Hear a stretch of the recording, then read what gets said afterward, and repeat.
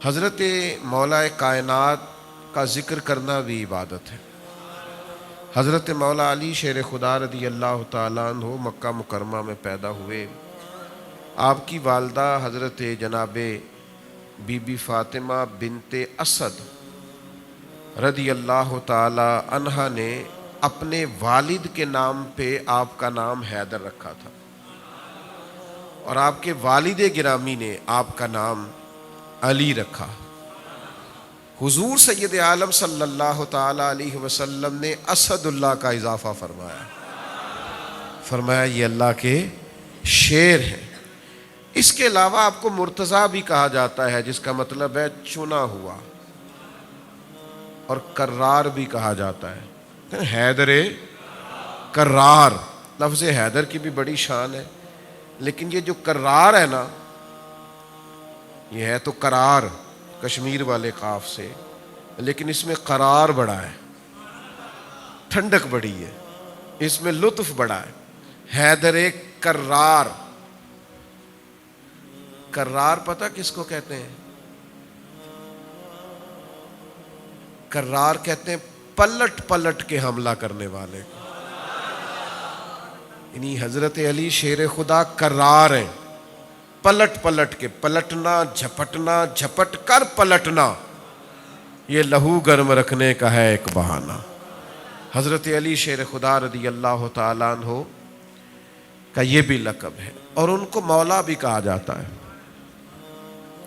مولا مرتضیٰ، مولا علی شیر خدا۔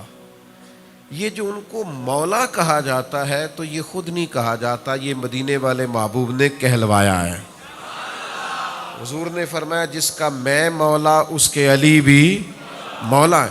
حضرت مولا علی شیر خدا رضی اللہ تعالیٰ عنہ کی بڑی شانیں، بڑی عظمتیں، اللہ تعالیٰ نے انہیں بڑی بلندیاں عطا فرمائی۔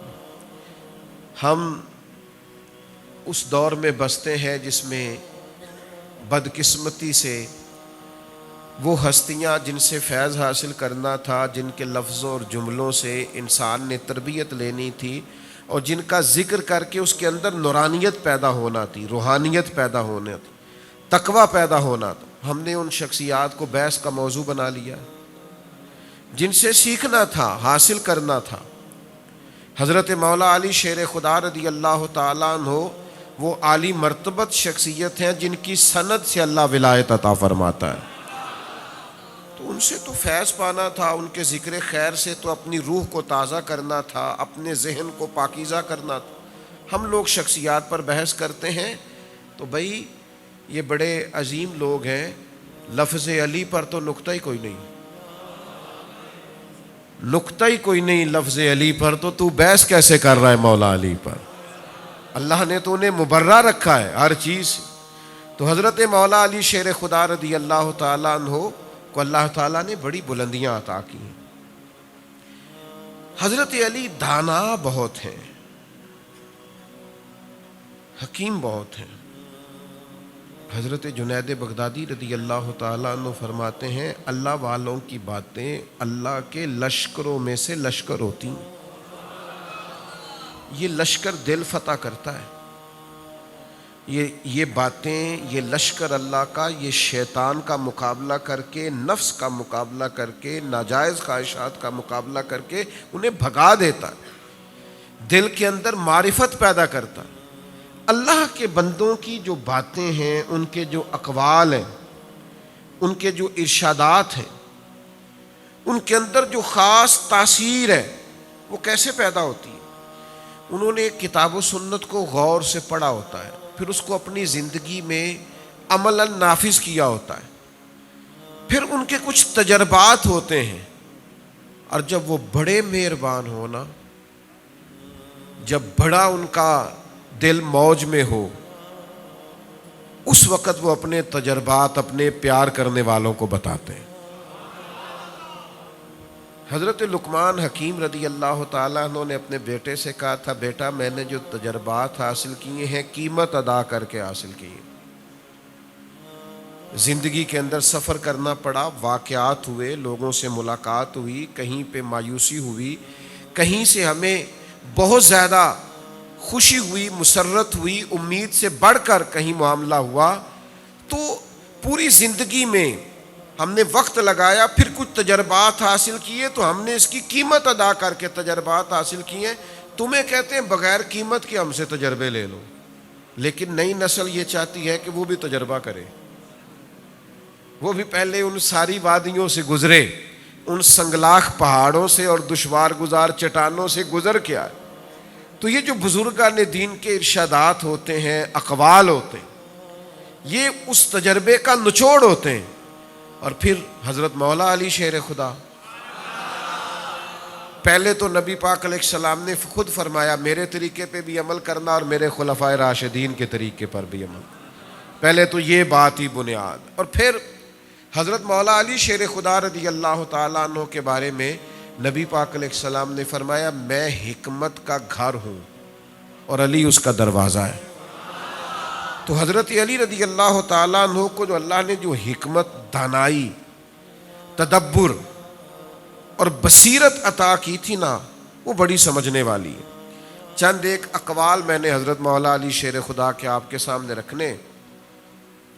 ہم نا عمل کرنے کی بڑی فکر کرتے ہیں.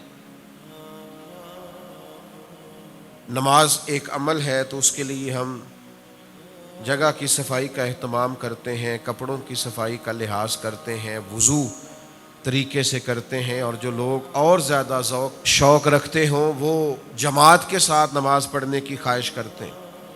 حضرت مولا علی شیر خدا رضی اللہ تعالیٰ عنہ فرماتے ہیں یہ سارا کچھ کرو بڑا ضروری ہے، بڑا اہم ہے، بڑا فائدہ مند، لیکن آپ فرماتے ہیں کہ عمل سے بڑھ کر اس کی قبولیت کی فکر کرو. آپ ارشاد فرماتے ہیں کہ اس لیے اس قبولیت کی فکر کرو کہ اگر تھوڑا عمل بھی کرو گے نا اور وہ قبول ہو جائے تو فرمایا پھر وہ تھوڑا نہیں رہے گا، پھر وہ بہت زیادہ ہو جائے گا.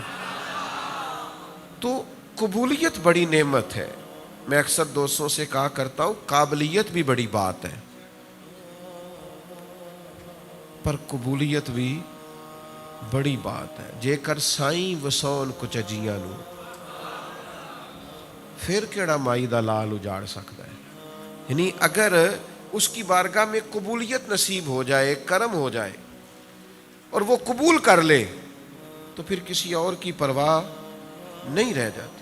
تو مولا کائنات فرماتے ہیں تو صبر کرے گا تو اللہ تعالیٰ تجھے رزق حلال وسیع عطا فرما دے. بس کوئی بے صبری کے ساتھ حرام والا ذریعہ نہ اختیار کر لینا.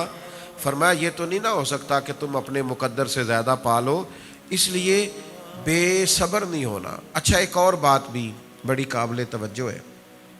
آج کل نا جو 5 کلاس پڑھنے کے بعد سیدھی اردو پڑھ لیتا ہے وہ بھی کئی لوگوں کو جاہل کہتا ہے. جو تھوڑا بہت زمانہ دیکھ لیتا ہے، دنیا دیکھ لیتا ہے، اسے بھی بہت سارے لوگ ان پڑھ لگنے لگ جاتے ہیں. جو کسی بھی شعبے میں کامیاب ہو جاتا ہے، کوئی بھی اس نے کاروبار کیا یا دنیا میں کوئی بھی اس نے رستہ اختیار کیا، اگر اسے کامیابی میسر آ جاتی ہے تو وہ دوسرے لوگوں کو جاہل، ان پڑھ اور جڈ، بیوقوف، نادان، احمق کہنے لگتا ہے. اور آج کل جس دور میں ہم رہ رہے ہیں، اس دور میں تو بہت سارے ایسے علم والے ہیں الا ماشاء اللہ جن کے علم کا معیار ہی یہ ہے کہ وہ دوسروں کو جاہل سمجھتے ہیں. وہ جب تک 4 5 6 لوگوں کو ان پڑھ کہہ نہ لیں وہ عالم ہی ثابت نہیں ہوتے، ان کے علم کا خیال ہی ثابت نہیں ہوتا. اور پھر کو جو جدید پڑھے لکھے ہیں وہ تو معاذ اللہ دینی علوم پڑھنے والوں کو ان پڑھ کہہ رہے ہوتے ہیں. تو علم کا لوگوں کو بڑا ہیضہ ہو گیا ہے اور علم کے بارے میں لوگ بڑی چیزوں کا شکار ہو گئے ہیں. اس شخص سے نہ پوچھیں جن کے بارے میں میرے نبی کریم علیہ السلام نے فرمایا میں علم کا شہر ہوں، علی اس کا دروازہ ہے. حضرت مولا علی شیر خدا رضی اللہ تعالیٰ عنہ ارشاد فرماتے ہیں لوگوں میں جو زیادہ علم والا ہے وہ اللہ سے زیادہ ڈرتا ہے. قرآن مجید کی آیت بھی ہے نا انما یخشی اللہ من عبادہ العلماء، اللہ کے بندوں میں سے جو عالم ہیں وہ اللہ سے ڈرتے ہیں.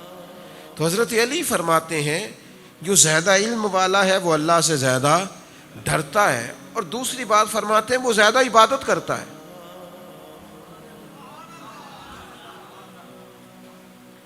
یعنی یہ کہہ کہ مستحبی ہے نا، میں تو سارا دن ایک ہی کے کام ہی کرتا رہتا ہوں، نفل ہی ہے نا جی۔ فرمایا جو عالم ہوتا ہے وہ زیادہ اللہ سے ڈرتا ہے، عبادت زیادہ کرتا ہے، اور ہر وقت اپنے رب کی رضا کا طالب رہتا ہے۔ یبتغون فضلا من اللہ ورضوانا، اللہ کا فضل اور اس کی مرضی تلاش کرتے، یہ علم کی پہچان ہے۔ تو حضرت مولا علی شیر خدا رضی اللہ تعالیٰ عنہ علم کی بابت یہ ہماری تربیت فرماتے ہیں۔ حضرت علی رضی اللہ تعالیٰ عنہ قرآن مجید سیکھنے پر بڑا زور ارشاد فرماتے ہیں۔ حضرت علی اپنے ماننے والوں سے کہتے ہیں قرآن مجید سے جڑو، قرآن مجید کو سیکھو، قرآن مجید کے مفاہیم سے آشنائی حاصل کرو، قرآن مجید کیا فرماتا ہے، قرآن مجید کس طرح سے تربیت کرتا ہے، اللہ کا مقدس کلام کس طرح اپنے بندوں کی رہنمائی کرتا ہے، اس پر غور کرو، تدبر کرو۔ آپ یقین کریں ترجمے کے ساتھ صرف نماز ہی آ جائے تو نماز پڑھنے کا مزہ آ جائے۔ حضرت مولا علی شیر خدا رضی اللہ تعالیٰ عنہ ارشاد فرماتے اللہ کی قسم قرآن کریم کی ہر آیت کے بارے میں جانتا ہوں، کب نازل ہوئی تھی اور کہاں نازل ہوئی تھی اور کس موقع پہ نازل ہوئی تھی۔ حضرت علی شیر خدا رضی اللہ تعالیٰ عنہ ارشاد فرماتے ہیں اللہ تعالیٰ نے مجھے سوال کرنے والی زبان عطا کی ہے اور سمجھنے والا دل عطا فرمایا۔ میں نبی کریم علیہ السلام کی بارگاہ میں سوال عرض کرتا تھا اور پھر اللہ نے سمجھنے والا دل دیا ہے، پھر میں اس سے چیزوں کو سمجھتا تھا۔ سیکھیں گے قرآن مجید انشاءاللہ تعالی۔ حضرت علی شیر خدا رضی اللہ تعالیٰ عنہ کے اس فرمان پر عمل کریں گے۔ یہ جو لوگ کہتے ہیں نا جی ہم مولا علی کے ملنگ ہیں اور مولا علی شیر خدا کو بڑا مانتے ہیں، تو بھئی آپ کو تو 3 آیتوں کا ترجمہ نہیں آتا، چند آیات آپ کو نہیں آتی، آپ کیسے حضرت علی کے ملنگ بن گئے؟ یہ عجیب بات ہے نا کہ میں پی ایچ ڈی پڑھنے والے آدمی کا اسٹوڈنٹ ہوں تو مجھے آتا ہو اردو پڑھنا بھی نہیں، تو کون مانے گا کہ آپ اتنے بڑے آدمی کے اسٹوڈنٹ؟ تو آپ مولا علی شیر خدا کے ماننے والے ہیں تو پھر آپ کا علم کچھ اور درجے کا ہونا چاہیے، پھر آپ کا فہم فراست کچھ اور درجے کی ہونی چاہیے۔ حضرت علی شیر خدا فرماتے ہیں 3 عمل مشکل ہیں، وہ جیسے کوئی سیانا آدمی بتا نہیں دیتا کہ یہ کام نہ کرنا مشکل ہے، اس رستے نہ جانا یہ رستہ خراب ہے، اس رستے پہ نہ جانا یہ رستہ دشوار ہے، بتا دیتے ہیں نا۔